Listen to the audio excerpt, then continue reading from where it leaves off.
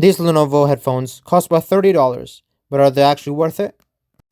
Hey everyone, welcome back to my channel. Today I'm reviewing these Lenovo Bluetooth headphones. In this video I'll talk about the sound quality, design, features, and whether they're actually worth the price, especially since I got them from Temu. Let's get started. In the box, it comes with the headphones itself, a USB-C charging cable, and an aux cable, so you can use them wirelessly or wired if you want. Let's talk about the design. The design is simple but clean, and they're lightweight. They don't feel heavy on your head even after wearing them for a while. The ear cushions are comfortable, and overall the build feels decent, not premium but not cheap either. Now, let's talk about the sound quality. For the price, the sound is actually good. The audio is clear, vocals sound fine, and the bass is decent. Not amazing, but definitely acceptable for everyday use like YouTube, music, and casual listening. These headphones have 3 physical buttons, one for volume up, one for volume down, and one for play and pause.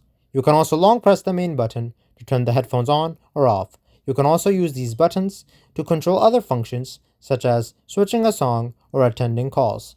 These buttons are easy to press and simple to use. There is a built-in microphone, so you can take calls with these. However, the mic quality isn't great. The person on the other end can hear you, but the audio doesn't sound very clear, so I wouldn't recommend these for important calls or meetings. One thing to note, these do not have active noise cancellation, so you will still hear background noise, especially in louder environments.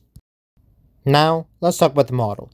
These are Lenovo LE602 manufactured in China. However, since I bought them from Temu, there's a chance they might not be original Lenovo, so that's something to keep in mind. Let's talk about the price. Normally these sell for around 30 Canadian dollars. I personally got them for free from one of Temu's games, but had to spend about $25 on an order to get these headphones shipped. Now, I'll give my final verdict. For the price, these are decent Bluetooth headphones. The sound is good, the design is lightweight and comfortable, and you get basic features that work well. The downsides are the lack of noise cancellation and the weak microphone quality. If you're looking for affordable headphones for casual use, they're worth considering.